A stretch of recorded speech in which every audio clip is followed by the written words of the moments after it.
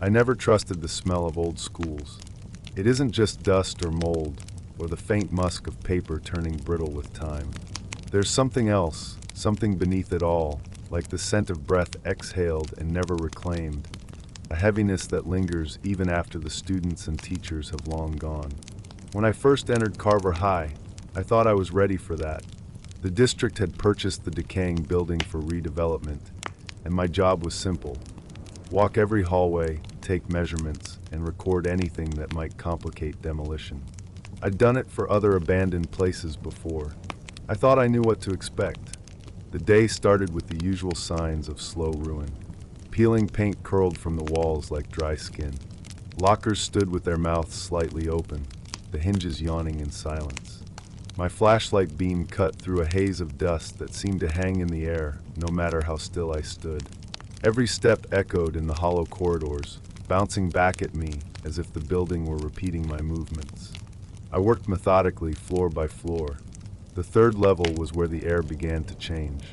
It wasn't colder, at least not at first, but it felt tighter, as if the walls themselves had drawn closer overnight. My boots scraped against the faded tiles, each scuff carrying down the hall and returning in a delayed, distorted echo. When I checked my blueprint, I saw nothing unusual. For classrooms to the north wing, 2 offices to the south, and the stairwell leading back down. But as I reached the end of the corridor, my light fell across something that wasn't on the map. A door. It stood flush against the wall between classrooms 3C and 3D. Its paint a dull gray that somehow looked older than the rest of the building. There was no room number above it, no plaque, no sign of ever being part of the school's layout. My blueprint showed only solid wall. I ran my fingers along the frame. The metal felt colder than the surrounding plaster, a chill that seeped into my skin. The knob refused to turn. It wasn't locked in the normal way. It felt as if the mechanism inside had fused with the door itself. I pressed my ear to the surface. Nothing. No hum of machinery. No creak of settling wood. Only a dense, almost thick silence, like the air on the other side was heavier than the hall I stood in. I marked the location on my notes and tried to move on. But as I walked away, the hallway seemed longer than before. The air grew damp, the smell sharper, like wet cement mixed with something metallic. My boots began to squeak against the floor tiles, though they were dry. When I turned to look back, the door stood exactly where it had been, perfectly still, perfectly ordinary, and somehow waiting. I told myself it was just an architectural oversight. Old buildings are full of strange additions, storage closets, sealed fire escapes, leftover construction quirks. Still, the urge to know clawed at me. I returned to the main office and unfolded the full set of blueprints again, checking every line, every measurement. No door, no hidden room, just an uninterrupted stretch of wall where I had seen the handle glint in my flashlight. The longer I stared, the more the paper seemed to pulse faintly beneath my fingers, as if reacting to my confusion. A shadow from nowhere crept across the edge of the page. I blinked, and it was gone. By late afternoon, the building had grown darker, the windows filtering in only a gray, ashen light. My work should have been finished. Yet I found myself back on the 3rd floor, blueprint clutched tight, my breath shallow. The hallway was colder now. A fine mist clung to the air, near the ceiling like the aftermath of an exhale that had never fully dissipated. The door looked different. It shouldn't have, but it did. The paint, once flat and dull, now carried a faint sheen as if freshly damped.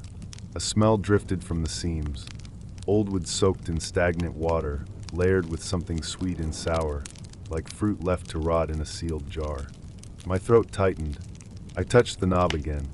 It turned, not easily, but with a reluctant grind, the metal scraping as though it hadn't been moved in decades. A soft release followed, like a sigh escaping from deep inside the walls. I pushed. The door opened onto darkness, so complete it felt like substance. My flashlight's beam vanished into it, swallowed whole. There were no walls, no floor, at least none that reflected light. The air that poured out was colder than any winter I had ever known, damp and sharp enough to sting my eyes. I stepped inside. The floor materialized beneath my boots, warped wood slick with moisture. each plank bending slightly under my weight. The smell intensified, mildew, rust, and a faint copper tang that clung to the back of my tongue. As I moved forward, the door behind me swung shut without a sound. The beam of my flashlight finally caught something. Rows of desks, child-sized, arranged in neat lines that stretched farther than the room should allow. The walls remained hidden, as though the space extended endlessly in all directions. Each desk bore scratches, initials, and faint carvings, the marks of restless hands. Papers lay scattered across the tops, yellowed and brittle, yet undisturbed by any breeze. A faint creaking echoed above me, rhythmic and deliberate, like footsteps pacing a floor that shouldn't exist. I tilted the flashlight upward. The ceiling dissolved into shadow before the beam could reach it. The sound stopped the moment I aimed the light. I tried to call out, a reflex maybe, but my voice died before leaving my throat. The air inside the room felt too thick to carry sound. Only my breathing filled the space, loud and uneven. Something shifted among the desks. A chair scraped softly, though nothing moved in the beam. My light flickered. For a fraction of a second, the room brightened just enough to reveal faces etched into the chalkboard at the far end. Dozens of pale outlines, features smudged, eyes hollow. When the beam steadied, the chalkboard was empty. The footsteps resumed, closer now, circling the desks in a slow, deliberate pattern. I turned in a full circle, but nothing occupied the space between the rows.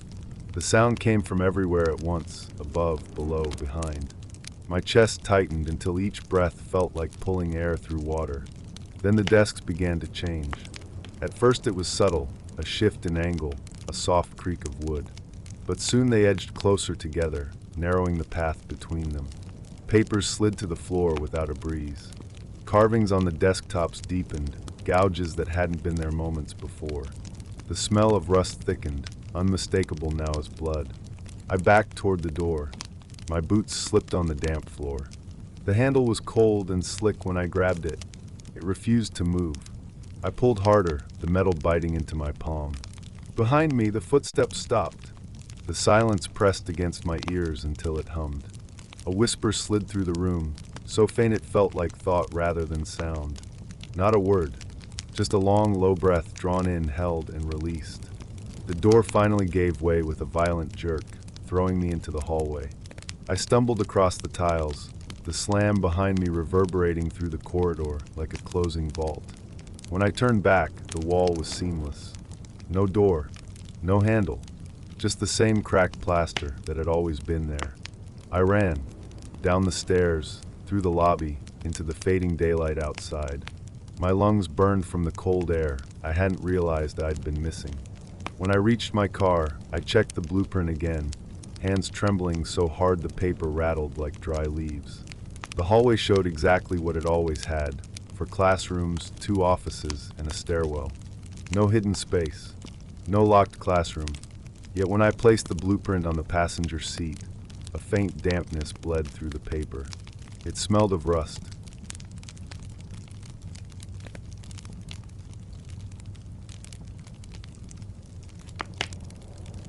I should have turned back the moment I stepped through the broken side door of St. Agnes Academy. Even before I saw the gymnasium, before I heard the sound that would follow me into my dreams, I felt something in the air that warned me to leave. The night was heavy with the smell of rain, metallic and damp, seeping through cracks in the old building's bones. Every surface seemed to exhale the scent of rot and rust.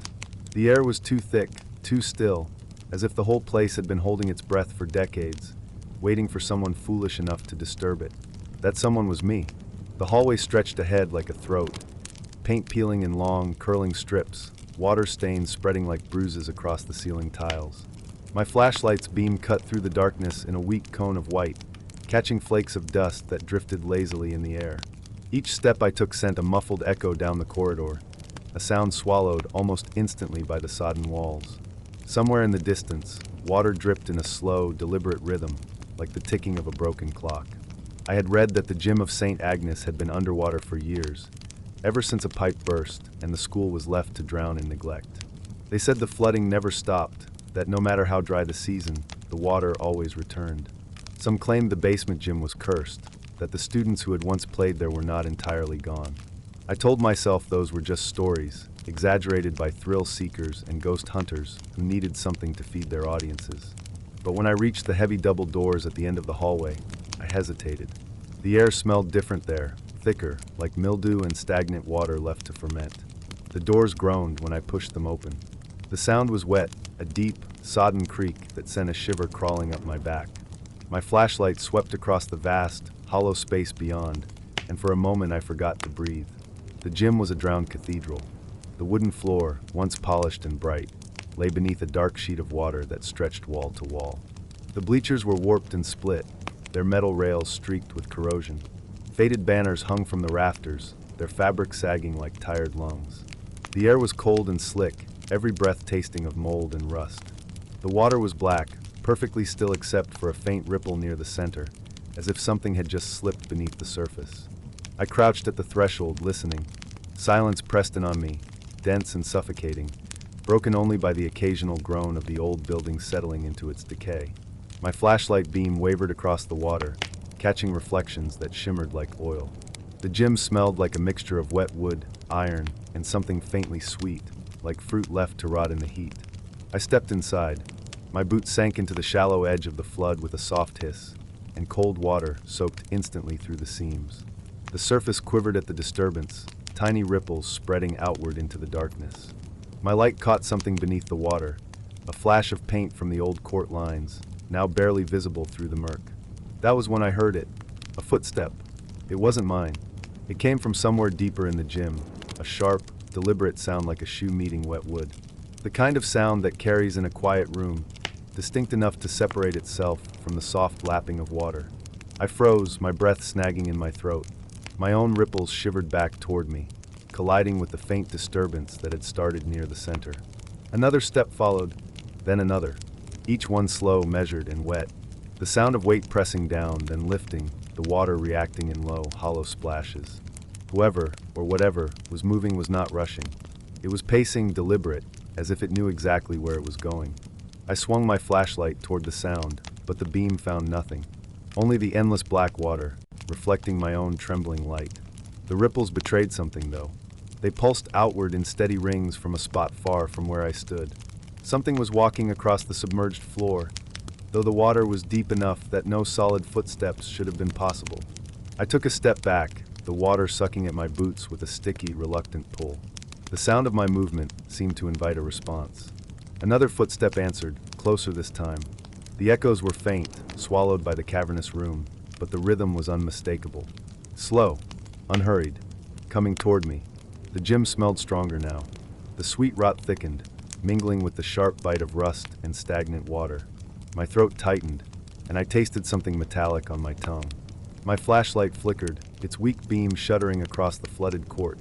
For a split second, I thought I saw a shape, something pale and thin just beneath the surface, gliding through the water like a shadow. Then the light steadied, and there was nothing. I wanted to run, but the door behind me seemed impossibly far. Every inch of the room felt like it was leaning inward, drawing me deeper. I forced myself to move, each step sending tiny waves across the black water.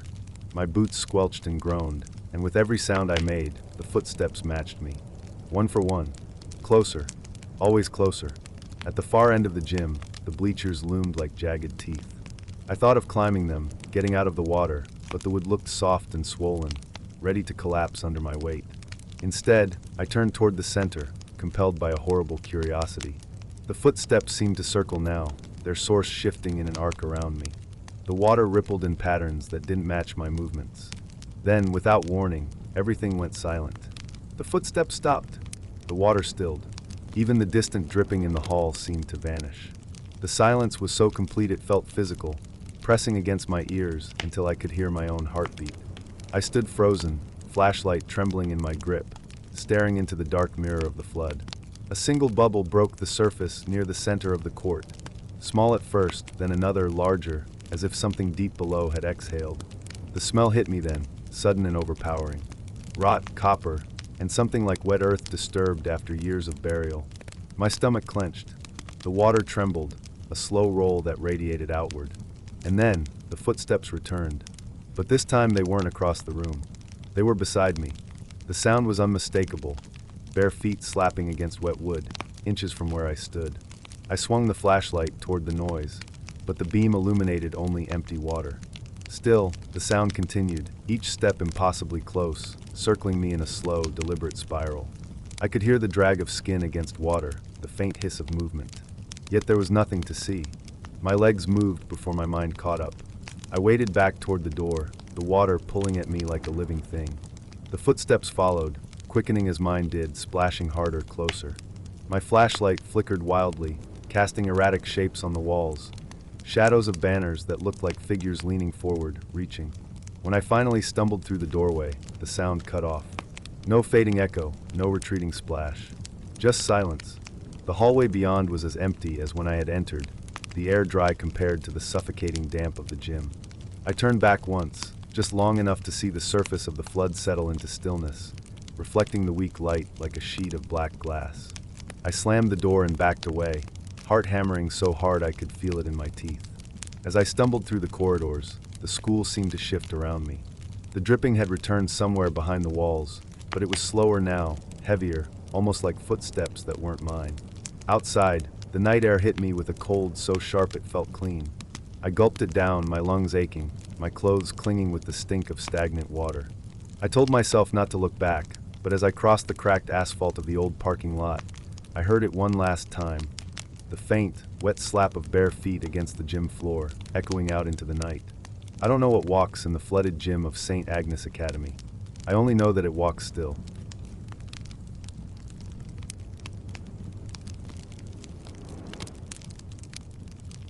I used to believe that schools were only frightening because of what our imaginations filled in after dark.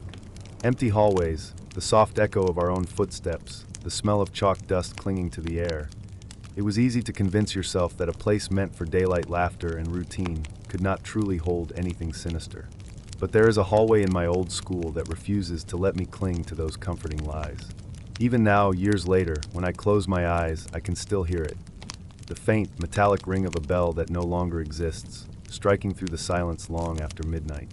The building itself was already ancient when I attended. Red brick walls blackened by decades of weather, corridors lined with lockers that peeled flakes of old blue paint, and ceilings stained with the slow decay of time. There was one hallway on the second floor, known among students as the Long Hall. It stretched farther than seemed possible inside the building, a narrow vein of pale linoleum and flickering fluorescent lights that seemed to warp perspective. Walking through it during the day was unsettling enough. The air carried a faint chemical tang of floor polish mixed with something sour, like old paper left to rot. At night, it was unbearable. I first heard about the bell during my final year. A custodian mentioned it offhandedly while sweeping the stairwell, muttering about a hallway bell that rang on its own. He claimed it wasn't connected to the school's system anymore. The bell itself, he said, had been removed decades earlier, and the wiring ripped from the walls. I dismissed it as a ghost story told to scare restless students, a superstition passed down among the staff.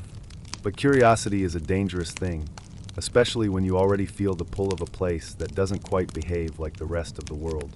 It was a rainy October night when I finally stayed late enough to test the legend.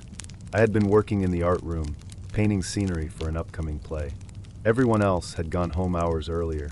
Outside, the storm washed the world in streaks of shadow and distant thunder. The building creaked with the expanding cold, and each sound of dripping water from the old pipes carried like whispered words through the empty corridors. I packed up my brushes and turned off the studio lights, but instead of heading straight for the main exit, I found myself drawn toward the stairwell leading to the second floor. The long hall greeted me with a damp chill. My shoes squeaked faintly on the polished floor as I stepped into its throat-like length. The lights overhead flickered with a low electrical hum, casting a pale, almost sickly glow on the lockers that lined both sides.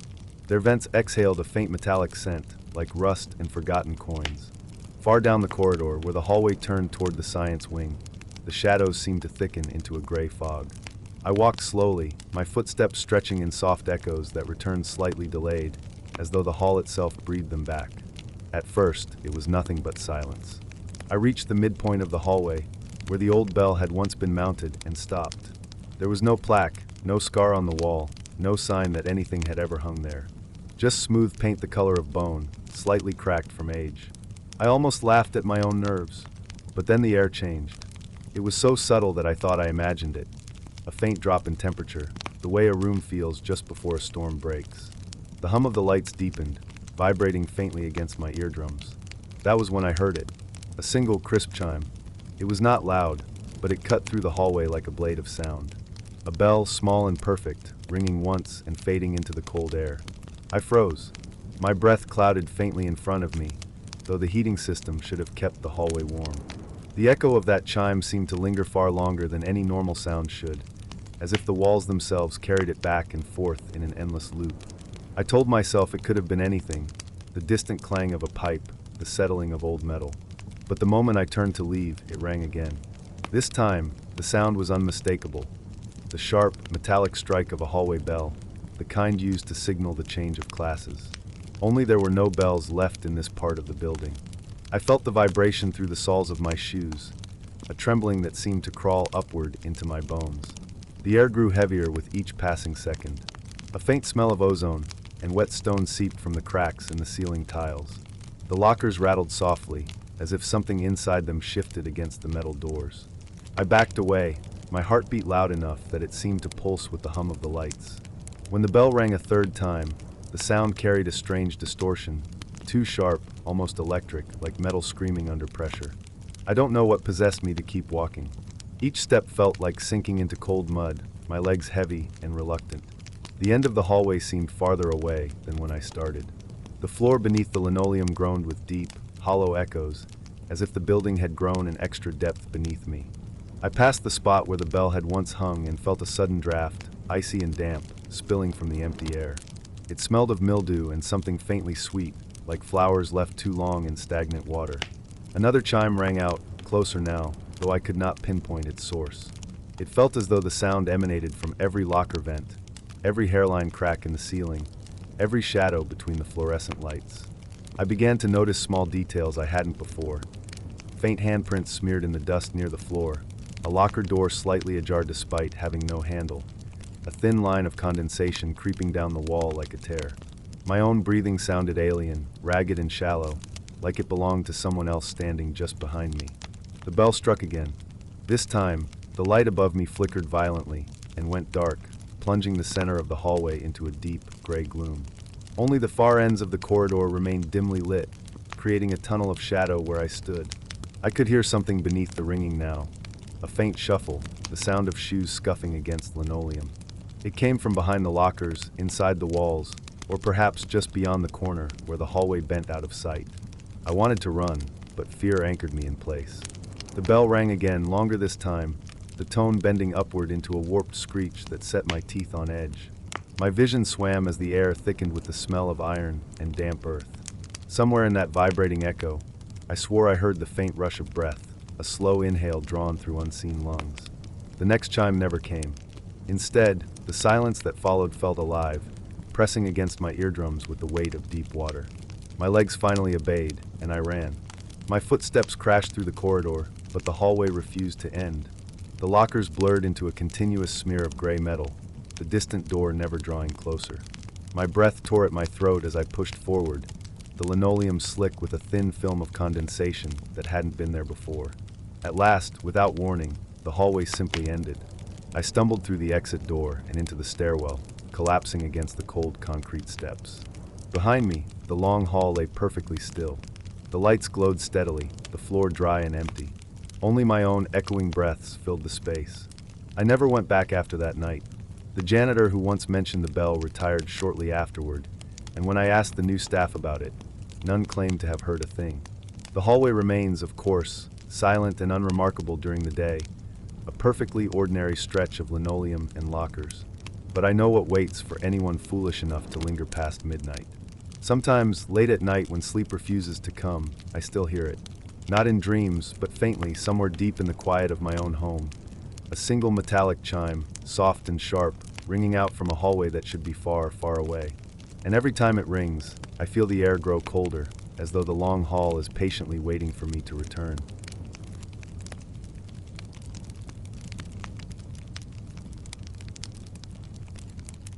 There is a certain silence that lives inside old school buildings after everyone has gone home. It isn't the silence of peace or calm. It's the silence of something waiting, like the air itself is holding a breath that never fully leaves. I first learned this on a night when I thought staying late in the science lab would be harmless, when the lights above me refused to completely die. The laboratory sat on the third floor of the West Wing, a part of the school that always smelled faintly of damp copper and burned dust. Even during the day, the scent lingered beneath the stronger odors of chemicals and cleaning supplies. At night, when the janitors locked the doors and the hallways cooled, that hidden smell came forward. Metallic, wet, like pennies left in a rain gutter. It clung to the back of my throat as I climbed the stairwell long after sunset, my shoes scuffing against steps polished smooth by decades of restless students. The door to the lab opened with the soft sigh of a weathered hinge. Inside, the darkness pressed against me like a heavy blanket, swallowing the faint glow of the emergency exit sign at the far end of the hallway. I flicked the light switch and waited for the familiar humming buzz of fluorescent tubes. They woke sluggishly, flickering in uneven rhythm. Some tubes ignited immediately, others pulsed with a tired hesitation before staying on. Their pale light smeared across the long black countertops and tall glass-fronted cabinets, filled with jars of preserved specimens. The jars reflected the glow like half-awake eyes. I had stayed late to finish a project, but I don't remember the work anymore. What I remember is the feeling that the room didn't want me there. The air tasted different the second the door shut behind me. Thicker, charged, as if a storm had settled inside the walls. I told myself it was just the smell of ethanol from the storage cabinet, the faint ozone of old wiring. But the feeling persisted, clinging to my skin like a cold mist. The clock above the whiteboard ticked softly, a dry, brittle sound that seemed to echo louder than it should have. I spread my notes on the counter, the paper edges curling from humidity. The overhead lights continued their uneven flicker, dimming for a breath too long before recovering. Each time the brightness faltered, the jars in the cabinets seemed to lean closer, the formaldehyde-preserved shapes inside momentarily sharper. Shadows of frogs, small mammals, things suspended in yellowing fluid that quivered as though stirred by invisible fingers. When I finally finished my work, the building had settled into a deeper darkness. The hallway beyond the lab door looked like a tunnel of smoke. I packed my bag, turned off the lights, and reached for the door handle. That was when I noticed it. The light didn't go out. I stood in the doorway, hand frozen on the cold metal handle, staring back at the room I had just left in darkness. The switch was down. The lights above me should have been dead, but they glowed faintly, an almost imperceptible silver wash, like moonlight filtered through dirty glass. It wasn't the warm afterglow of cooling bulbs. This was steady, deliberate, a dim illumination that bled across the countertops and reflected weakly in the glass jars. I waited for it to fade. It didn't. I stepped back inside, my heartbeat a slow thunder against my ribs. The smell of damp copper was stronger now, mixing with something sharper, almost medicinal. My footsteps made no sound on the linoleum floor, as if the room was swallowing the noise. I flipped the switch up and down. Nothing changed. The lights stayed in their half-dead state, humming softly like a hive of sleeping insects. The corners of the lab seemed deeper in that unnatural glow. Shadows stretched where they shouldn't, curling like smoke along the cabinets. The faint hum of the ceiling fixtures vibrated through the air and into my teeth. I thought I saw a shape shift near the far counter, but when I blinked, it was gone. Only the faint reflection of my own movement staring back from a jar of cloudy liquid. Something about the glow made it impossible to leave. The door, once easy to open, resisted when I pulled. The handle felt slick, as if condensation had formed in the few seconds I'd been inside. I wiped my hand on my jeans and tried again. It turned, but the door itself felt heavier than before, as though a weight leaned against it from the other side. I stepped back and let my eyes adjust to the dim light. The lab felt longer now. The far wall stretched farther away than it had when I entered. The ceiling seemed lower too, the humming fixtures like pale ribs arching overhead. The jars along the cabinets vibrated almost imperceptibly, trembling in place as though something inside them was trying to breathe. A soft sound joined the hum. At first I mistook it for water in the pipes, a faint trickle beneath the floor. But it grew steadier, more deliberate. A rhythm. Tap, tap, tap. Slow, patient, like fingertips against glass. It came from the far end of the room, where the emergency shower stood behind a curtain of thick plastic. The curtain swayed slightly, though the air was still. I held my breath and moved closer, each step sinking into the silence like a foot into wet sand. The tapping stopped when I reached the center of the room. The hum of the lights deepened, a low frequency that made my stomach tighten.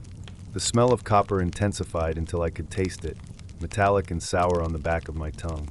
I pulled the curtain aside. Nothing. Only the shadowed outline of the emergency shower and the drain below, glistening faintly in the half-light. But the air behind the curtain was colder, sharp enough to sting my skin. I stepped back, letting the plastic fall back into place with a whisper that sounded too much like a sigh. The tapping resumed, now from the opposite side of the room. I spun, my eyes darting to the cabinets, the countertops, the empty stools. The sound wasn't coming from any single direction anymore. It echoed inside the walls, beneath the floor, overhead. A soft, irregular percussion like nails drumming a secret code. The hum of the lights rose to a pitch that bordered on pain. My vision wavered at the edges, as if the room itself was vibrating. I clutched the countertop for balance, the cold surface slick with condensation. My reflection stared back at me in the black glass of the cabinets, but the face wasn't entirely mine. The eyes were too wide, the mouth slightly open as though whispering something I couldn't hear. I don't remember deciding to run. One moment I was frozen, the next I was slamming into the door with my shoulder, forcing it open against the invisible weight that held it shut. The hallway outside was darker than before, the faint exit sign flickering like a dying heartbeat. I didn't look back. My footsteps echoed through the stairwell as I fled, each step followed by a faint tap, tap, tap, that kept perfect pace with me. When I finally reached the main entrance and burst into the cool night air, the silence of the outside world felt wrong. Too clean, too empty. The smell of copper clung to my clothes, refusing to fade even as I crossed the parking lot under a sky slick with stars. I told no one what happened. The next day, I returned during daylight, driven by a need to prove something to myself. The lab looked ordinary. The lights flicked on and off at my command, no half-dead glow lingering behind. The jars sat still and lifeless. The clock ticked softly, harmless. But I know what I saw. Even now, years later, when I close my eyes, I can still see that faint silver light that never fully dies. I can hear the soft hum behind the silence, the patient tapping that follows wherever I go. Some nights, when the power in my apartment flickers, the air fills with that same metallic taste, and for a heartbeat, the shadows stretch too far. The lights dim, but they never truly go out. And in that almost darkness, I swear something is still waiting. Back in that science lab, in a room where the lights refuse to die, humming softly through the endless night.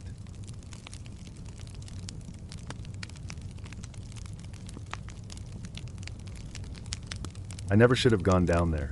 The basement had always been the school's forgotten lung, a place that exhaled a damp, chemical breath whenever someone pried open the heavy metal door at the end of the service corridor.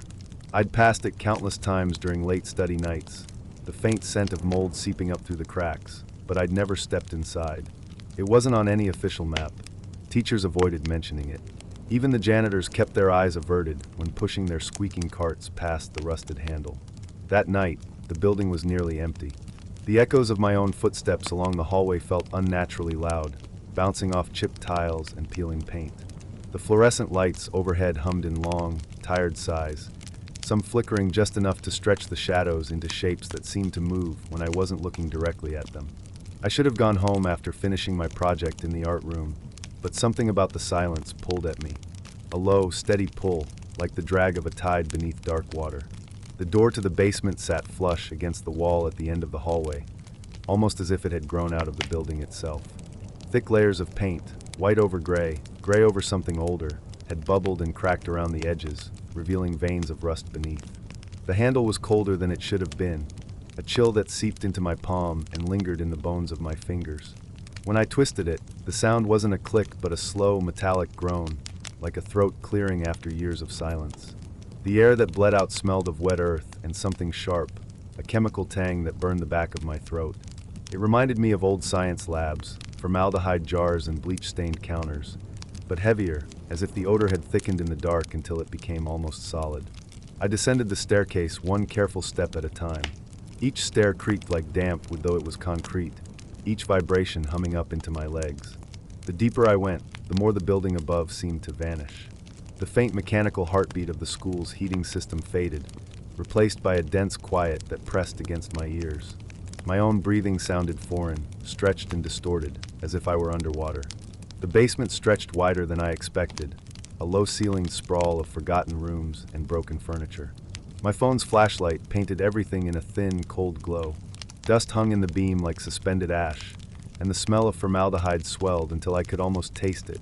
Sweet and rotten at once, the scent of something preserved too long. Against the far wall stood a row of old lockers. They were different from the ones upstairs, shorter, squatter, their doors dented and streaked with rust. Many were missing handles.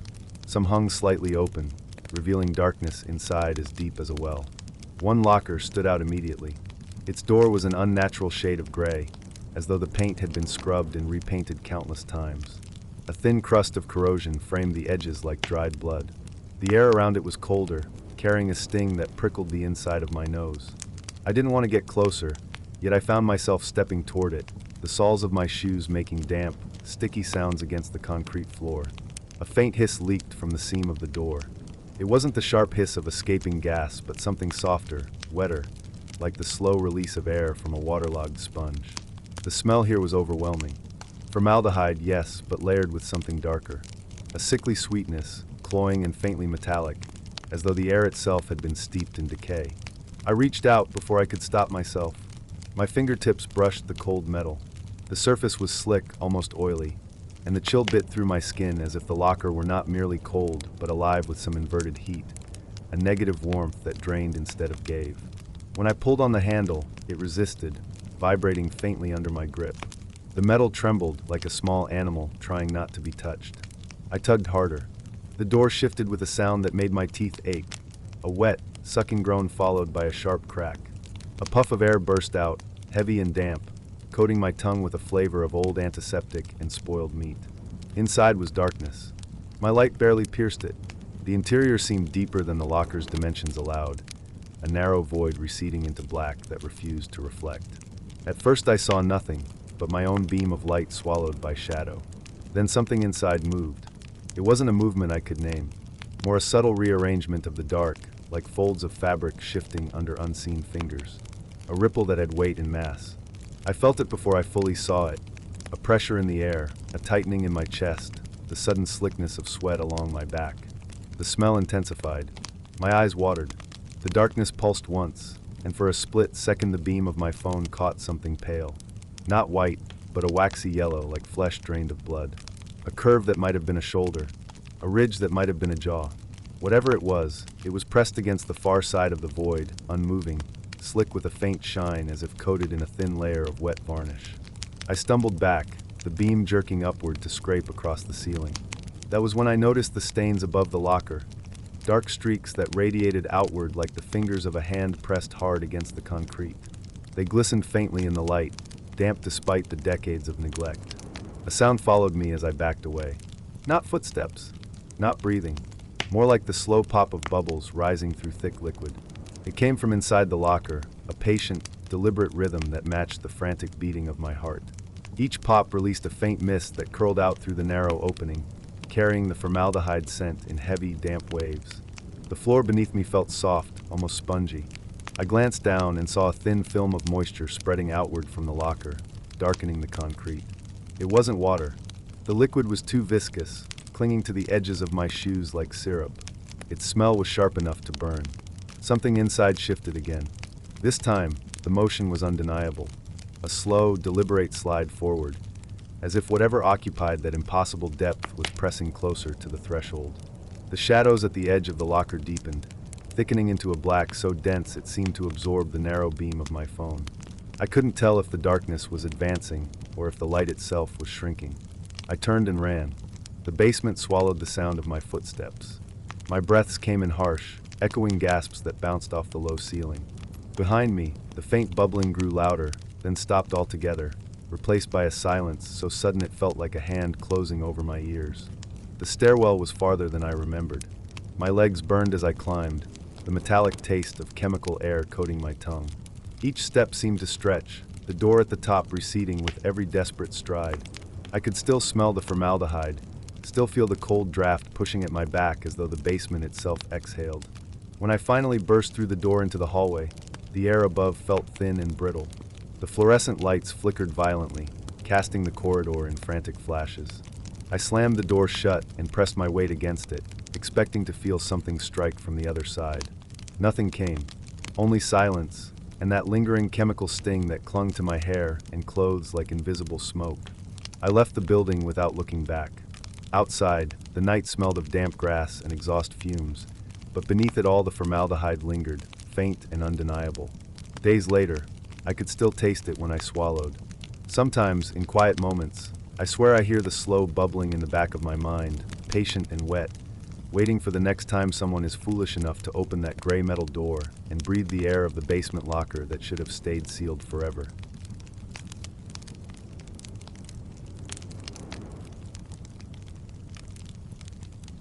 The first time I noticed the graffiti was on a night that smelled like rust and wet asphalt. It wasn't new. The paint had already faded into a kind of deep maroon that blended with the weathered bricks of the underpass, but something about it made the rest of the wall feel too clean, too empty, as if the city itself had grown tired of carrying its message. The letters didn't form a word I could read. They twisted like veins, jagged and looping back on themselves, curling into shapes that pulled the eyes inward. Even from a distance, it looked damp, as though someone had just finished spraying it.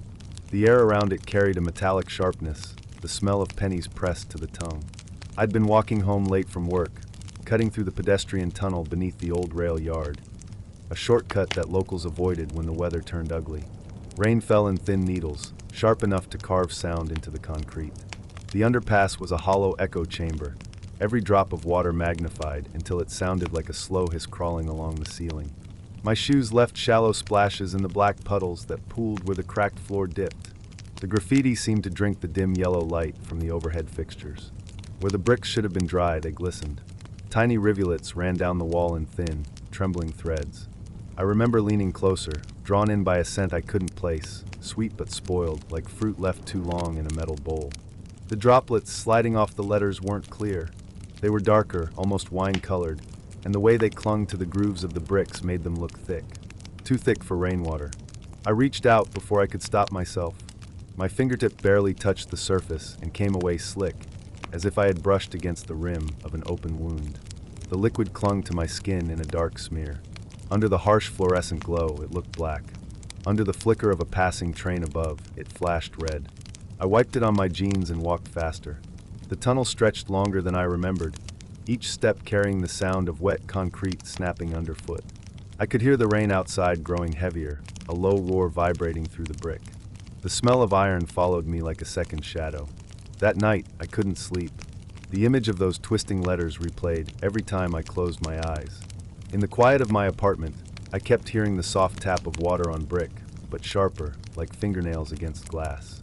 My fingertip, the one that had touched the wall, pulsed with a dull warmth.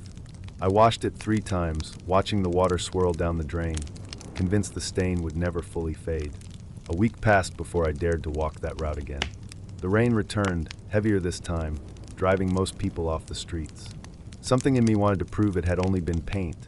Some trick of the light, a leaking pipe, anything ordinary.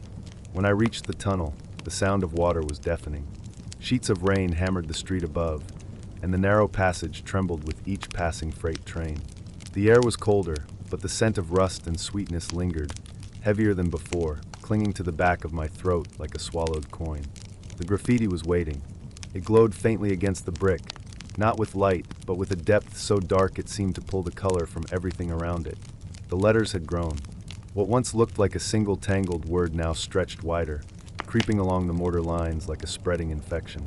And it was wet again. The droplets slid down the wall, even though no water touched the bricks above it. I stood there for too long, frozen in the kind of stillness that makes you aware of every heartbeat. The longer I stared, the more I thought I could see the liquid moving against gravity, small streaks crawling upward like veins searching for a source. The smell thickened, copper and rot, until it coated the inside of my mouth. A sudden gust blew through the tunnel, carrying a faint sound that didn't belong to the rain. A wet, rhythmic tapping, almost like the slow beat of a heart muffled by stone. It came from behind the wall, deep in the bricks where no space should exist. The ceiling lights flickered. For a split second, the graffiti seemed to bulge outward, the brick flexing as if something pressed from the other side. The letters writhed, their edges softening into shapes too organic to be paint. I backed away, each step echoing louder than the last. The tunnel stretched like a throat, swallowing the light behind me. My breath left in sharp clouds, each one smelling faintly of iron. By the time I reached the open street, the rain had slowed to a fine mist. My clothes were damp, but my hands were dry. I checked my fingers in the sickly glow of a street lamp. The tips were stained again, thin streaks of deep red that hadn't been there moments ago. I didn't use that shortcut for weeks after, but the city has a way of bending your routes. One night, after missing a bus and facing a long walk home through a storm, I found myself standing at the mouth of the tunnel again. The air was thicker this time, heavy with the sour smell of wet bricks and something almost animal. The sound of dripping water came in irregular bursts, like someone breathing slowly in the dark. The graffiti covered nearly the entire wall now. The original letters were gone, replaced by a chaotic sprawl of looping marks and jagged lines. It looked less like writing and more like something grown rather than drawn, roots or veins bursting through the stone. Dark liquid seeped from every curve, tracing patterns across the floor. The puddles at my feet shimmered with a reddish sheen that didn't ripple with the rain. I couldn't look away. Each streak seemed to pulse in time with the echoing drip. For a moment, I swore the liquid on the ground trembled toward me, inch by inch, like a tide waiting for a signal.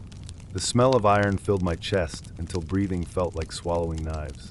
Then came the sound, low and wet, a deep sucking noise followed by a faint sigh. The bricks shifted. Not visibly, but I felt it in the soles of my shoes, a subtle movement like the slow contraction of muscle. The tunnel lights dimmed to a weak amber, and in that glow, the graffiti shivered. A single drop slid from the center of the largest swirl and fell to the floor. Where it landed, the concrete darkened as if burned. I ran. I didn't care about the puddles or the slick concrete. My footsteps splashed against the rising water, each stride carrying the echo of that slow, deliberate drip behind me. I didn't stop until I reached my apartment, where I locked the door and pressed my ear to the wood. Even through the storm, I could still hear it, the faint, wet rhythm of something bleeding in the dark. Now every time it rains, the smell of iron returns. It creeps through the cracks in my windows, settling into the fabric of my clothes. I haven't set foot in that tunnel for months, but I know the graffiti is still there. Some nights, when the rain is heavy enough to drown the city in static, I wake to find thin red streaks across my windowsill. They're always damp, always fresh, and they never wash away completely. The city will paint over it eventually. They always do. But paint doesn't stop something that grows. And when the next storm comes, the bricks will weep again, and the letters, whatever they are, will keep spreading, waiting for someone foolish enough to touch them and feel the warmth of a wall that bleeds.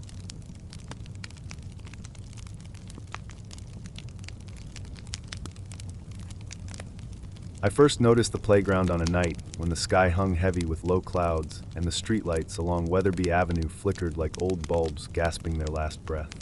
I wasn't supposed to be there that late. The entire block was technically condemned, ringed by orange mesh fencing that sagged under the weight of wet leaves.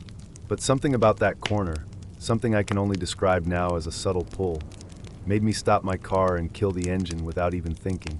Through the drizzle and mist, I saw the outline of a swing set. It stood crooked in the far corner of a weedy lot, half hidden by spindly maples whose branches scraped against each other with a slow, bone-dry rhythm. There were no lights in the lot, only the thin glow spilling from the street behind me. Yet the playground seemed to hold its own faint luminance, as if the air above it reflected a different moon. The smell reached me first when I stepped through the gap in the fence. Damp earth, yes, but layered with something sweeter, faintly metallic, like pennies left to rust in wet soil. The mud sucked faintly at my shoes with every step, each sound oddly amplified in the emptiness. I thought of the neighborhood around me, the shuttered houses with their broken blinds, and realized with a small, unpleasant jolt that I hadn't heard a single dog bark or car door slam in the minutes since I'd parked. It was as if the world had folded itself inward, leaving only me and the playground. The swing set creaked though nothing moved. Its metal frame was mottled with flaking paint, green beneath the rust. The chains swayed just slightly, like something invisible had only recently stepped away. To the right of it sat a slide whose surface glistened with rain. The ladder rungs were bent and sharp, but the slide itself, despite years of neglect, shone as if polished by restless hands. I don't know how long I stood there, breathing in the smell of wet iron and something faintly sweet, when a sound slid beneath the patter of rain. Laughter, thin and sharp, like a knife drawn across glass. My skin tightened instantly, goosebumps racing down my arms. It was the unmistakable sound of children at play, high-pitched giggles, the staccato squeal of delight. But there was no one on the swings, no one scrambling up the ladder. The laughter didn't echo. It pressed inward instead, as if the air itself carried it without any source. I turned slowly, scanning the shadowed lot. The weeds at the fence line shifted with the breeze, their tips twitching like small, beckoning fingers. No shapes moved beyond them. Still, the laughter persisted, weaving through the drizzle with a rhythm that suggested games, chasing, hiding. I should have left. Every instinct hummed with that command. But my feet sank deeper into the mud, and I remained where I was, as though the playground itself wanted me to witness something. The swings gave another soft groan. A single drop of rain slid from the top bar and splashed against the seat. That small sound was impossibly loud, like a pebble dropped into an empty well. Then the smell shifted. The damp metal scent thickened into something sweeter, almost cloying. I tasted it on my tongue, like overripe fruit left too long in the sun. My breath caught. I stepped closer to the slide, my shoes leaving deep prints in the mud. The texture of the ground changed subtly as I moved. What had been soft muck became strangely granular, crunching faintly underfoot as if I were walking on thin bones buried beneath the surface. Another burst of laughter erupted, this time closer, almost at my ear. I spun around so quickly that the wet air stung my face. No one was there, but the swing nearest to me was moving now, not a gentle sway but a deliberate arc, forward and back, as if a small body pumped invisible legs to gain height. The chains clinked in rhythm, a metallic heartbeat. My own pulse matched it, a slow, reluctant drum. I stared until my eyes burned, waiting for the shape of a child to materialize mid-swing. Instead, the seat continued its lonely momentum, rising higher than physics should have allowed before slowing to a trembling stop. I backed away, and my heel struck something hard beneath the mud. Looking down, I saw the corner of a small object jutting out of the soil. The rain had cleared enough for me to brush it aside with the toe of my shoe. A toy. A tiny plastic horse, its paint long faded but the eyes still black and glossy, staring upward. The mud around it was packed unusually tight, as though it had been placed there recently. A sudden metallic clatter made me jerk my head up. The slide. Something unseen was climbing the ladder. The rungs rattled one by one, each vibration a cold thread pulled through the air. My stomach dropped as the top platform creaked beneath an invisible weight. Then a soft, wet sound, like a child's hand sliding across rain-slick metal. I don't remember moving, but I found myself beneath the platform, staring at the shadowy underside. Raindrops gathered along the metal, trembling before they fell. I could hear breathing. Shallow, quick, almost playful. My own breath stopped in response. The scent of sweetness thickened until it was almost unbearable, a syrupy rot that filled my mouth. When the breathing ceased, the silence felt alive, swollen with anticipation. I stepped back, mud sucking greedily at my shoes. My peripheral vision caught movement to the left. Something small darted behind the swings, a blur of pale shape no taller than my waist. My heart slammed against my ribs. The laughter returned in a sudden burst, no longer playful but layered, overlapping, hundreds of voices braided into one shrill chorus. The sound didn't come from the playground anymore. It came from beneath it, from the ground. The mud at the base of the slide trembled. Tiny bubbles of water broke the surface like a boiling pot. I staggered backward, slipping in the wet earth. My hand struck the rusted chain-link fence behind me. Cold bit into my palm. The laughter swelled, high and manic, until it filled every corner of my skull. I ran. I don't remember squeezing through the gap in the fence or fumbling for my car door. I only remember the smell clinging to me as I drove away, a thick sweetness that followed me down every street until the playground was a smear of shadow in the rearview mirror. For days afterward, I couldn't shake the sound of those voices. They surfaced in the hiss of my shower, in the hum of my refrigerator, in the soft patter of rain against the window. I told myself it was imagination, a trick of fatigue and weather. But each night, as sleep crept near, I would hear it again, the laughter of children who weren't there, a chorus calling from the edges of memory. Last week, curiosity dragged me back. The lot was empty. The swings, the slide, the rusted merry-go-round all gone. Only a rectangle of churned mud remained, damp and dark as freshly turned soil. Yet as I stood at the fence line, breathing the ordinary scent of rain and earth, I felt it again, that faint, impossible pull, like small hands pressing gently at the center of my back. And beneath the quiet drizzle, barely audible over the wind, came a single sound. A giggle, thin, sharp, and endlessly patient.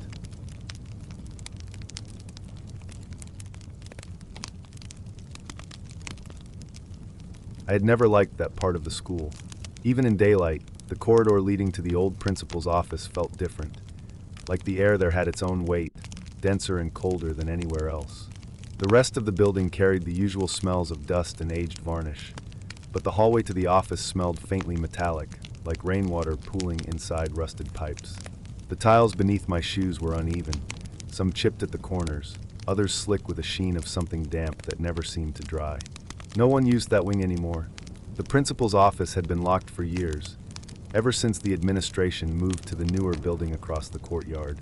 Yet the door was still there, its frosted glass window etched with a nameplate that had long since lost its letters, leaving behind only the shadow of words that once mattered. I should have turned back when I felt it. The hallway seemed to breathe. The ceiling lights hummed faintly, a sound too soft to be noticed at first, but impossible to ignore once heard. A low, tremulous vibration that made my molars ache. I had come alone, after a dare from friends who claimed they once heard papers moving inside that sealed room. Papers. Not rats, not the wind, papers. The idea of it was absurd, but something about their certainty had stayed with me, gnawing at the back of my mind until curiosity finally outweighed good sense. The door was locked, as expected. Its brass handle was dull with tarnish, cool to the touch, but it gave with a slow, grinding resistance when I twisted it. The sound of the latch scraping against the frame echoed far too loudly in the stillness. For a moment, I thought I heard something answer on the other side, like the faint shuffle of weightless sheets sliding over each other. When the door finally opened, a current of stale air brushed against my face. It smelled of yellowed paper, dried glue, and something faintly sweet, like fruit left too long in the sun. The office was larger than I imagined. The ceiling arched higher than the hallway, lined with dark wooden beams that absorbed the weak light spilling in from a single window. Dust floated in lazy spirals, catching the glow like drifting snow. Desks stood in quiet rows, stacked with towers of folders and curled documents. Filing cabinets lined the walls, their drawers crooked and half open, as if someone had rifled through them in a hurry and never bothered to close them. And everywhere, papers. They covered every flat surface, scattered like a blizzard had swept through and left its aftermath frozen in midair. Some were pinned beneath books, some hung half off the edge of desks, their corners trembling as if caught in a breeze I could not feel. The smell of ink and must filled my lungs with each breath, dry and almost bitter. My footsteps were muffled by a carpet of loose sheets on the floor, each one soft and slightly damp, like they had been handled too often by unseen hands. Then I heard it. At first, it was only the faintest rustle, like a single page turning somewhere deep in the room. I froze, holding my breath. The sound came again, another soft shift, then another, until it became a subtle chorus of movement. Papers stirring against each other in slow, deliberate waves. Not random, not the restless flutter of drafts. It was too measured, too careful, like whispers spoken just beyond understanding. The more I listened, the more the sound seemed to form a rhythm. Not quite words, but close. A cadence that teased the edges of language without ever resolving into it. I stepped forward, each movement slow and heavy. The floorboards creaked in reply, but the papers never faltered. They whispered on, a dry, conspiratorial susurrus that seemed to seep from every direction at once. My eyes tracked the nearest desk, where a stack of yellowing letters trembled as though something beneath them was breathing. I reached out. My fingers hovered inches above the top sheet. The paper quivered, not from my movement, but as if it sensed my intent. The sound around me grew sharper, hissing like steam escaping from a narrow crack. The moment my skin brushed the edge of the page, a sudden chill shot through my arm, so cold it burned. I pulled back with a hiss, stumbling into another desk behind me. A cascade of papers slid to the floor with a sound like dry rain, the whispering swelling in sudden excitement. The room felt smaller. The air thickened, heavy with the scent of mildew and old ink. My heart hammered as I turned toward the door, but the shadows in the corners seemed deeper now, heavier, as if the light had drained out while I wasn't looking. The papers continued to move, some lifting slightly off their surfaces, as though invisible fingers were sliding beneath them. Their edges curled and unfurled in a slow, hypnotic dance. I tried to leave. My shoes caught on the slick carpet of pages as I crossed the room, their soft crinkle muffled beneath the rising chorus. The door stood just ahead, its frosted window glowing faintly. But as I reached for the handle, the papers behind me erupted. Not violently, no gust of wind or sudden flurry, but all at once, every sheet began to tremble in perfect unison. The sound was no longer a whisper. It was a voice. Thousands of dry, overlapping syllables that layered into a single, impossible, wordless language. The vibrations pressed against my skull. It wasn't just sound, it was sensation. The texture of parchment against skin, the dryness of old glue, the faint metallic tang of ink all seemed to crawl along my nerves. I clamped my hands over my ears, but it did nothing. The whispers were inside me now, threading through the hollow spaces of my bones. I could feel their meaning without understanding it, a pull toward something deeper, older, waiting just beyond the stacks of paper. Against every instinct, I turned back. The papers closest to the center desk had begun to rise. Slowly, deliberately, they lifted from the wood, forming a spiraling column that twisted toward the ceiling. Pages folded and unfolded as they ascended, their corners brushing against each other with soft clicks, like fingernails tapping a tabletop. I watched, paralyzed, as the column bent toward me, its hollow core yawning open like a mouth. The smell intensified, a mix of damp cellulose, bitter ink, and something far older, like soil dug from beneath a coffin. My breath came shallow, each inhale tasting of dry decay. The sound around me tightened into a single hiss, long and unbroken, until it vibrated in my teeth. I stumbled backward, my shoulders striking the doorframe. The papers surged, their spiral collapsing in a rush of dry wings. The next thing I knew, I was outside. The hallway was silent, the door behind me shut tight. My chest ached from the force of my heartbeat, and the air tasted almost sweet compared to the suffocating dryness inside. I stood there for what felt like hours, staring at the frosted glass, waiting for some sign of movement. None came. The hallway was still. The hum of the lights had gone silent. But as I turned to leave, I saw it. A single sheet of paper had slipped beneath the door, its corner curling outward like a beckoning finger. It didn't move. It didn't whisper. It simply lay there, waiting. I didn't pick it up. I didn't even look at what was written on it. Even now, I can feel the texture of those whispers in my mind. Dry, endless, turning against each other like restless ghosts. And sometimes, when I'm alone, I hear it again, the faint, measured rustle of papers moving in a room no one dares to enter.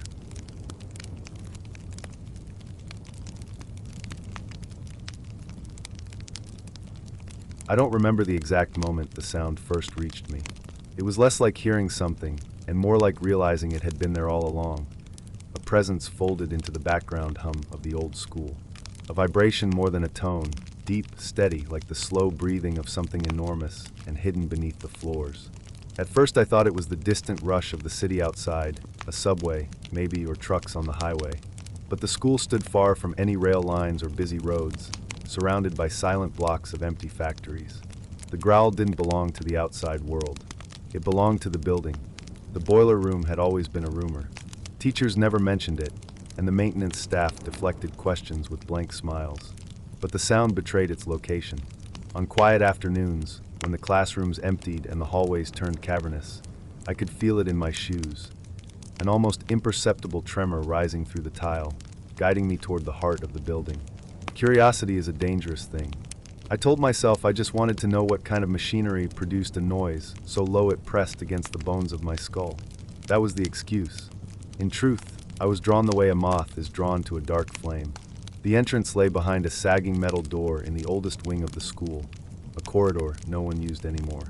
The paint on the door was the color of dried blood, warped with age and freckled with rust. A crooked sign above it read boiler access. Authorized personnel only, though the last two letters had peeled away, leaving ONL like a broken warning. The handle was cold even in late summer. When I touched it, a faint vibration traveled up my fingers, like touching the skin of a sleeping animal. The hallway behind the door exhaled a damp breath that smelled of old iron and stagnant water. The walls narrowed as I descended a flight of concrete steps slick with condensation. The air thickened with each step, heavy with the scent of wet stone and something faintly metallic, like pennies left in the rain.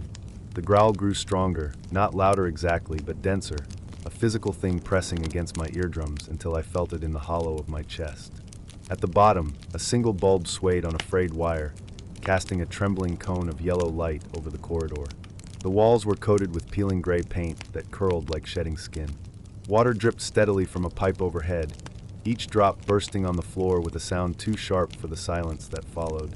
Beyond the light, the hallway bent to the right and vanished into a stretch of blackness, so deep it seemed to absorb the glow.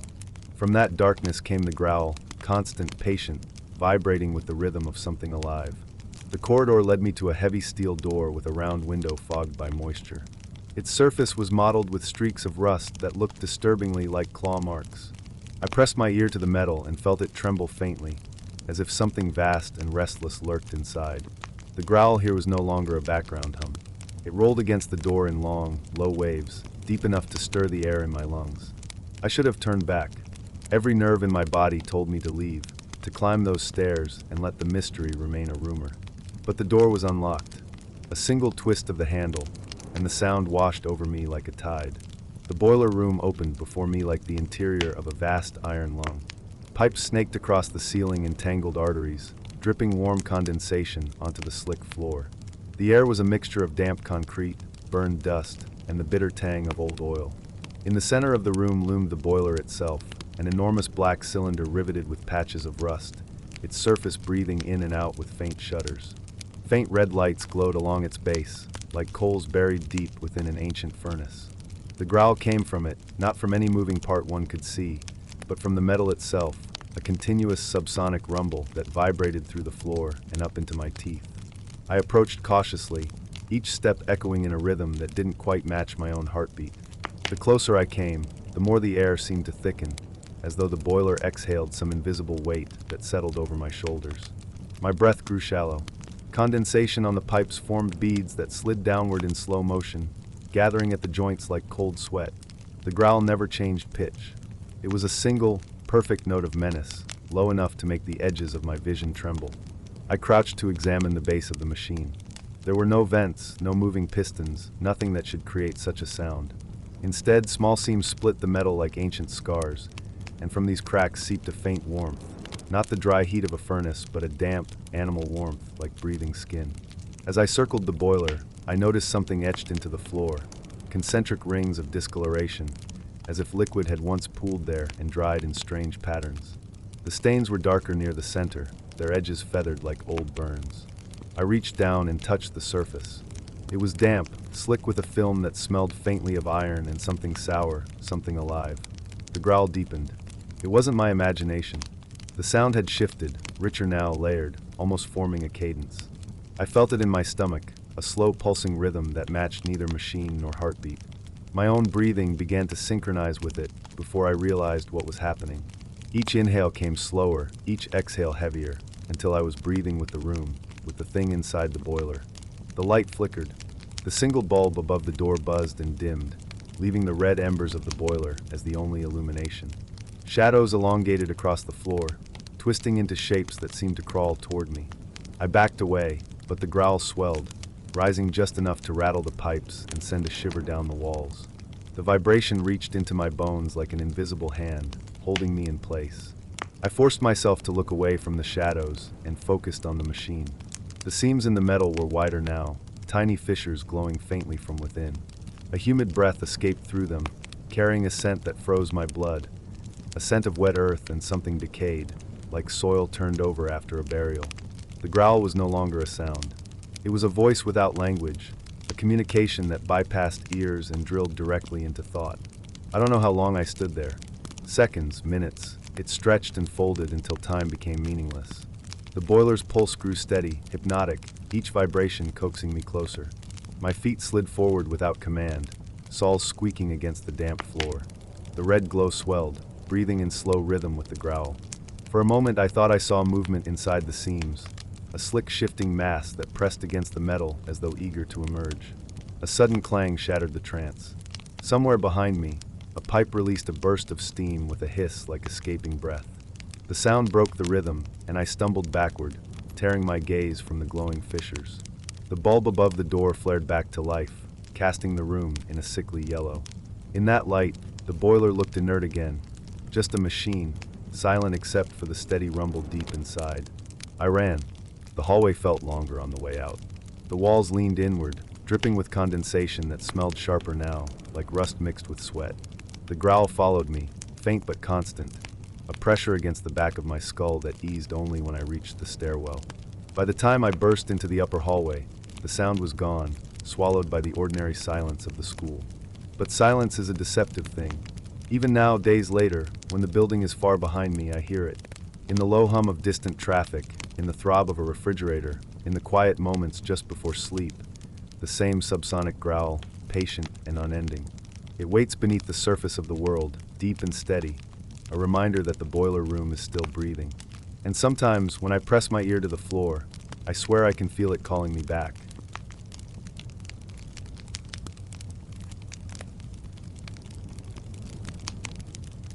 I never liked the south stairwell of the old administration building. It was narrow, windowless, and seemed to swallow sound like damp earth swallows light. When the campus emptied for the summer, and only the hum of the maintenance crew remained, I had no reason to be near it. Yet that night, a late shift cleaning assignment sent me toward the place. I had avoided for years. The hallway leading to the stairwell smelled of rusted pipes and ancient polish. A chemical sweetness layered over something older, dust baked into wood so long. It carried the dry scent of forgotten paper. The fluorescent lights buzzed faintly, their pale glow trembling against the cracked cream paint. Every footstep I made echoed too sharply, a metallic bite in the air that seemed to travel farther than the walls allowed. The door to the south stairwell was heavier than I remembered. Its handle was smooth with decades of use, but the hinge resisted as though the building itself wished to keep me out. When I finally pushed through, a wave of cool, stagnant air rolled over me. It carried a faint mineral dampness, like water left to stand in iron buckets, and something subtler, an almost coppery tang, that made the back of my throat tighten. Inside, the stairwell sank into silence. The door thudded shut behind me with a low, padded finality. The only light came from caged bulbs fixed high on each landing. They hummed weakly, their glow so dim it seemed absorbed by the concrete walls. Paint peeled in curling flakes the color of old parchment. A thin film of dust softened every edge, making the metal rail feel less like steel and more like bone. When my fingertips grazed it, I started down first, because my task was to collect cleaning supplies stored in the basement. My shoes tapped against the concrete steps with a hollow rhythm, each impact trailing a faint echo that refused to fade. The air grew cooler with each level, but it was the stillness that unnerved me, a kind of pressure, as if the stairwell existed in a pocket outside the rest of the building. No distant machinery, no muffled voices, only the sound of my own breathing and the subtle hiss of the lights. At the basement landing, I retrieved the supplies and turned to climb back up. The ascent felt heavier than it should have. The air clung to my clothes, thick and damp, and the railing felt almost warm against my palm, as though something inside the concrete radiated a slow fever. I counted each step, an unconscious habit in places that made me uneasy. 12 steps per flight. 3 flights to reach the first floor, 36 steps. But when I reached what should have been the ground level door, I found another flight waiting above it. For a long moment I stood there, staring at the unexpected rise of concrete. The familiar door with its scuffed metal kick plate was gone. Only another set of steps curved upward into dim light, as if the stairwell had quietly grown in my absence. My mind tried to correct the scene. Perhaps I had miscounted. Perhaps the basement sat lower than I remembered. The building was old, its floors uneven, its layout a labyrinth of renovations. I told myself this as I began to climb. The next landing was identical to the one below. Same narrow platform, same single bulb flickering behind wire mesh, same gray paint flaking like dried skin. A door stood there, but when I pushed it, the handle refused to turn. Locked. The air beyond the cracks smelled of nothing at all. A sterile absence that made my teeth ache. Another flight waited above. I climbed, my breath rasping softly in the concrete hollow. Again, 12 steps. Again, a landing, a locked door, a light that flickered in a rhythm that seemed almost to sync with my heartbeat. The same smell, the same peeling walls, as if I had not moved at all. I climbed again. With each flight, the temperature shifted. Not colder this time, but heavier, the kind of heat that sits behind walls of stone. Airless and old. My shirt stuck to my back. Moisture gathered along the railing, beating into droplets that slicked my palm. When I looked down, the stairwell fell away into a gray throat that seemed deeper than the 3 flights I had ascended.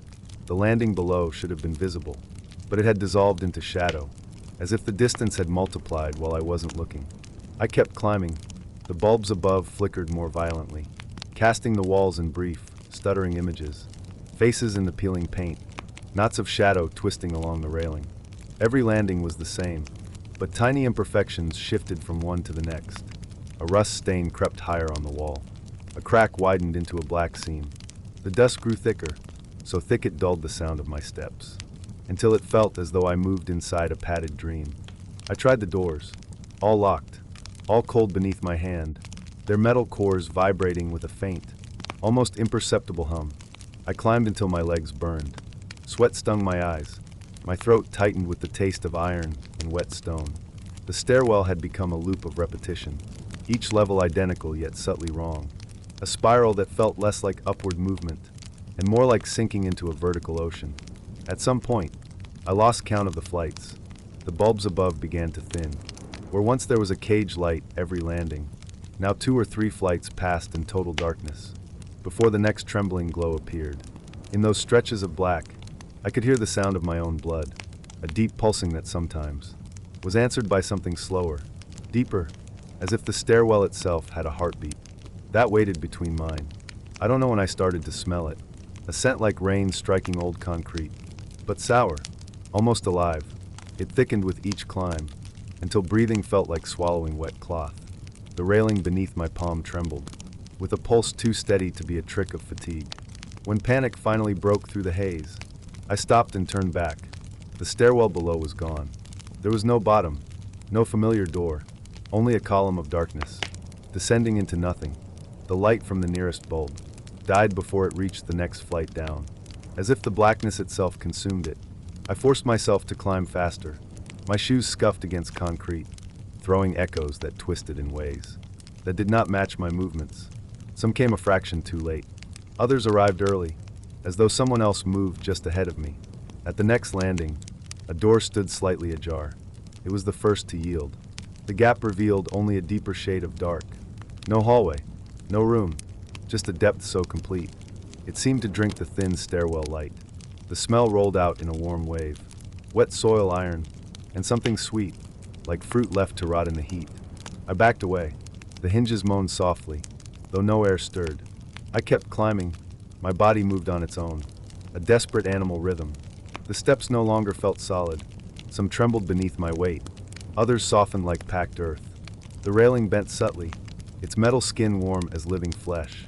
When my hand slipped, a smear of dark moisture streaked my palm.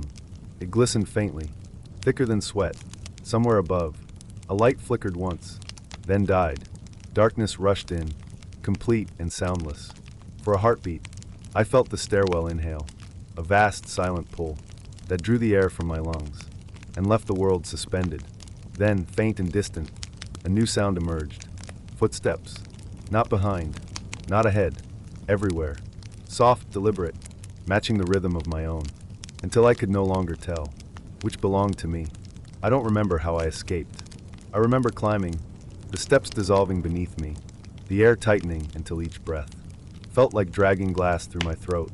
I remember the smell, the pulsing heat, the sense of something vast and patient, moving just beyond the concrete walls. Then I was outside. The door behind me was the one I had entered hours earlier, the basement level where my cleaning supplies waited untouched. The hallway smelled of old polish and dust, but the air was lighter, almost sweet compared to the weight I had left. My watch claimed less than 30 minutes had passed. I never used that stairwell again, yet sometimes, late at night when the building sleeps, I feel the faint tremor of footsteps, traveling through the floor, always rising, always climbing, as if the stairwell is still there, growing, waiting for the next person to count the steps and find a floor that should not exist.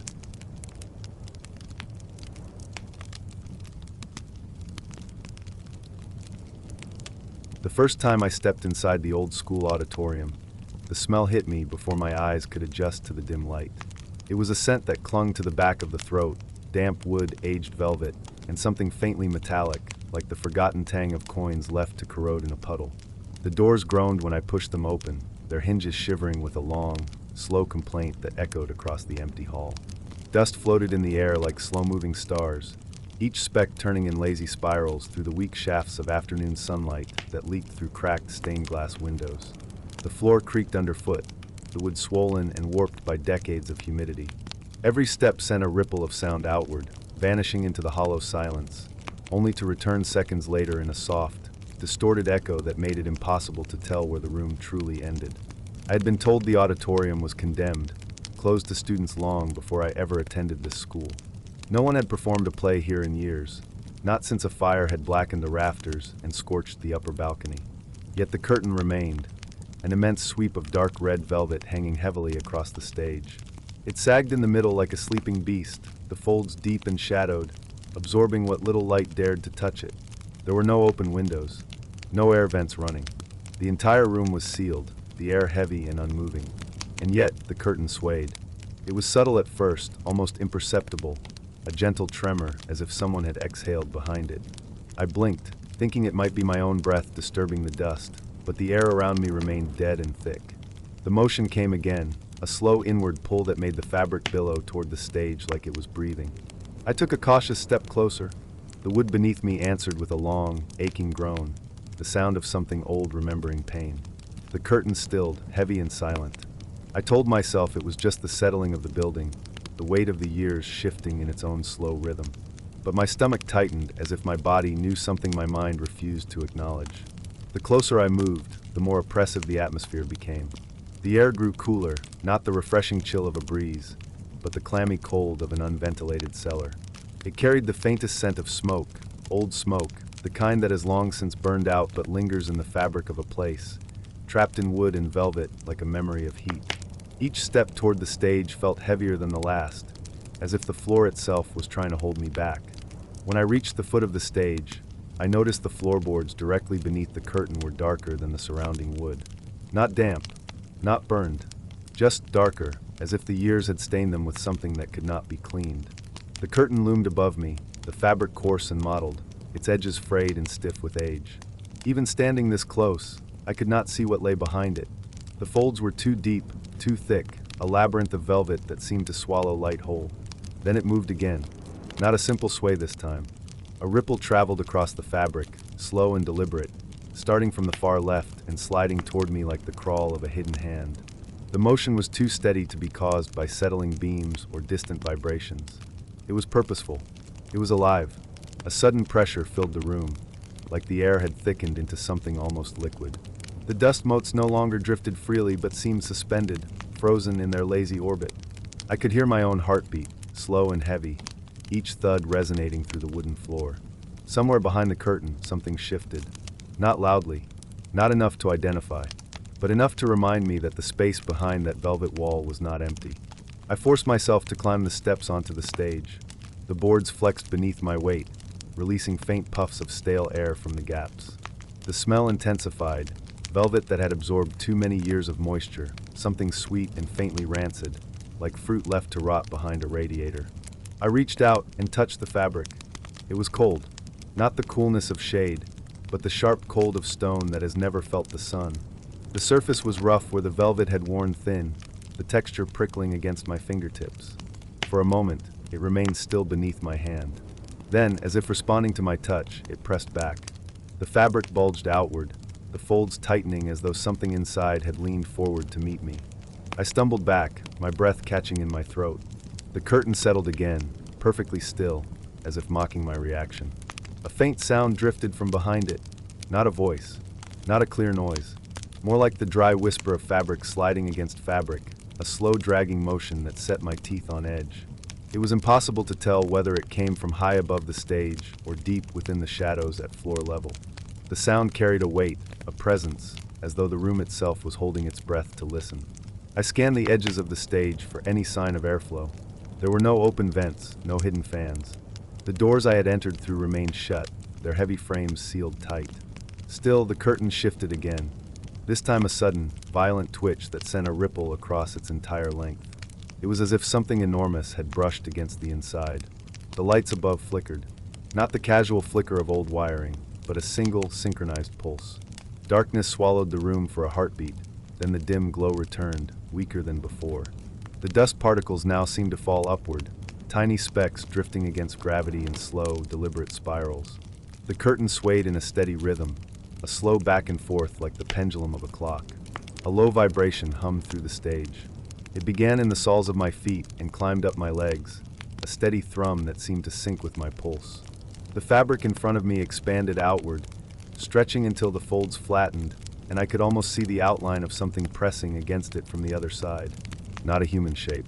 Something broader, shifting, with angles that didn't belong in the world of ordinary geometry. The smell of smoke thickened until my eyes watered. I wanted to run. Every instinct screamed for me to turn and flee through those groaning doors. But something stronger held me there, a gravity that had nothing to do with fear. It was a pull, a silent invitation, as though the curtain itself was calling me forward. I could feel it in my bones, a wordless suggestion that stepping behind it would answer questions I didn't know I was asking. My hand lifted of its own accord. The cold air bit at my skin as I reached for the seam where the two halves met. The fabric trembled beneath my fingertips, quivering like the flank of a sleeping animal. A faint warmth bled through from the other side, a warmth that pulsed in slow, uneven beats. It was a heartbeat. I froze, my breath caught in my throat. The warmth vanished. The heartbeat stopped. The curtain fell still, heavy and lifeless once more. For a long time, I stood there in silence, listening to the creaks of the building, the faint hiss of my own blood in my ears. The oppressive weight in the air began to lift, though the smell of smoke lingered, stubborn and cloying. Finally, I stepped back, my legs trembling, and turned toward the exit. As I crossed the stage, the boards moaned in protest.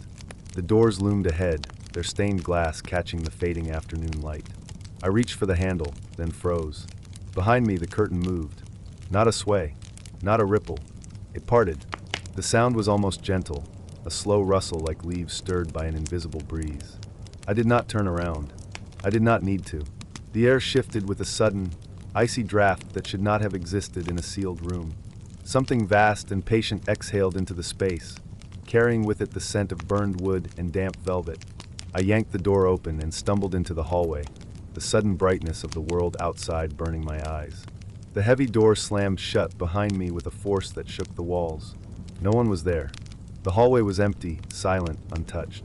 And yet, even now, when I close my eyes, I can still feel that cold heartbeat against my fingertips. The memory of a breath that came from nowhere. The image of a curtain moving without air, waiting for the moment I gather the courage, or the weakness, to step behind it and finally see what waits in the dark.